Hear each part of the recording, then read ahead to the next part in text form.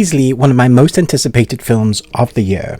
A Quiet Place Day One is the prequel, or really just the beginning of the story that John Krasinski dreamed up when we had A Quiet Place 1, with his wife playing his wife, Emily Blunt, and their 3 kids. And that was one of the most harrowing experiences in horror, but it was a character study. And then we had A Quiet Place 2, which was more horror, again character studies, but just continuing what we knew was going on. So now we have Day One. And the expectation of going into Day One is because it's Day One, we will get to find out more about the lore, about the creatures, and how it all kind of happened. The invasion. So let's talk about whether it is that. No spoilers, of course. Let's jump in. A woman named Sam finds herself trapped in New York City during the early stages of an invasion by alien creatures with ultrasonic hearing. Directed by Michael Starnowski, who gave us Pig. That's his last directorial feature. I love Pig with Nicolas Cage. Really showcases what Nick can do with a great script. And being directed by a great director. I thought that was one of his better films. And bearing that in mind, the type of film that Pig is, that slow pacing with character building, always focused on the character, that is what A Quiet Place Day One is. If you've seen the trailer and you've seen those action shots, that is for the most part the action shots that you get in the movie.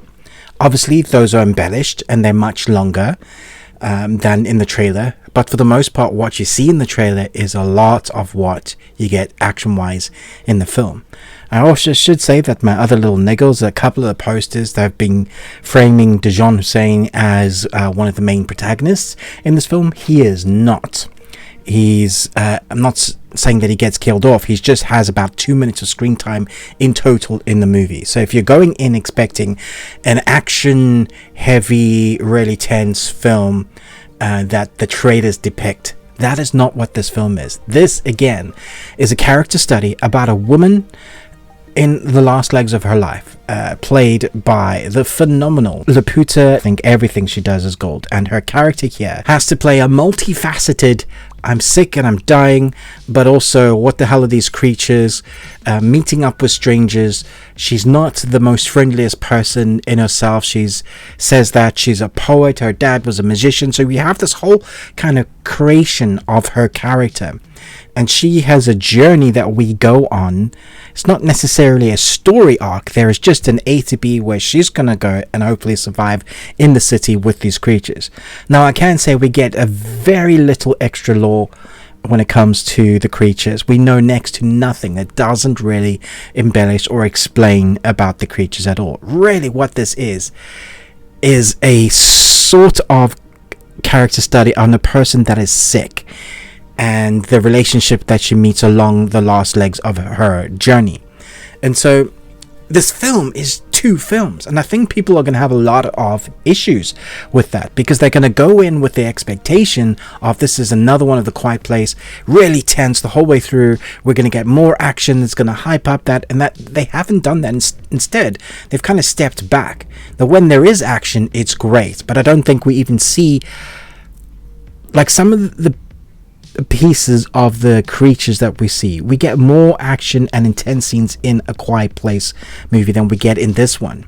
That's not to say that there aren't great tense scenes, but I wouldn't say it's done better than the previous 2 films.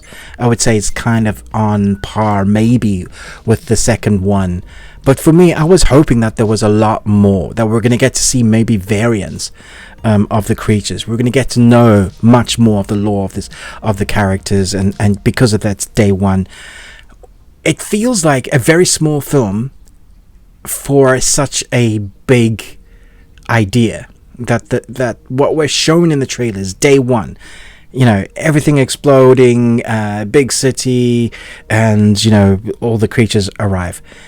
It would be very hard to tell a story that way, which is why they're focused on one person meeting another person, and Joseph Quinn is that other person. He plays Eric, and they both have their own issues. They're very well defined characters in here.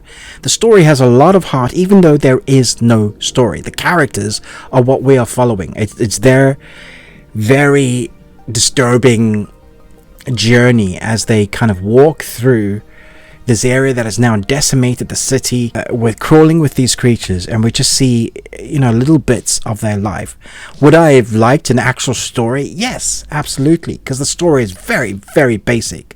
Really, we're just following two people from A to B and then seeing what happens. That's what it is. I think the score I didn't think the score was outstanding, but the sound design again was excellent.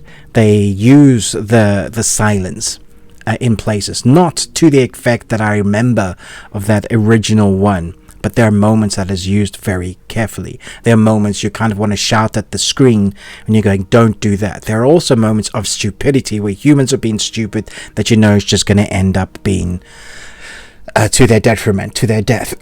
There's nothing quite like, do you remember the nail in the first one? Like how scared you were of that nail because of the repercussions. But there are moments that are set up within this film. They showcase something and then you're always on edge wondering if that thing's going to come back to bite them in the ass. And sometimes it does, sometimes it doesn't. There's a couple of cheap scares as well, which I didn't like. I don't like jump scares that are like just for like in the face of the camera, in jump, make you be scared now. I like things that are build up to it, that you've earned, or you see passing by the camera. It's the tenseness that makes you scared. There's a lot of use of water in this film that I thought was very clever. And again, very tense. There are moments in this that are outstanding.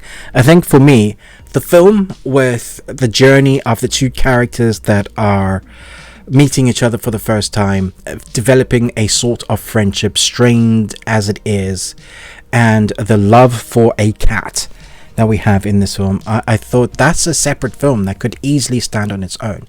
And then we have the very light creatures, the actual Quiet Place story that we all kind of want. So I think some people are going to come in this and go, well, that's nothing what I expected. But if you change your expectation just within the first few minutes, or if you've watched my review first, then you might be able to understand that this is just people living in the moment of that day one when the creatures attack, and just seeing how they survive, from people from all walks of life that they meet along the way. I personally would have really liked that big action thing that the trailer was kind of promising, tense, thriller, learning more about the creatures. But that's not what this is. But I'm still happy with what we got. For performances, I would say this is a 4 Nicolas Cages out of 5. You got one. Let me know your thoughts and feelings about the whole franchise as a whole. I know we've got lots more coming.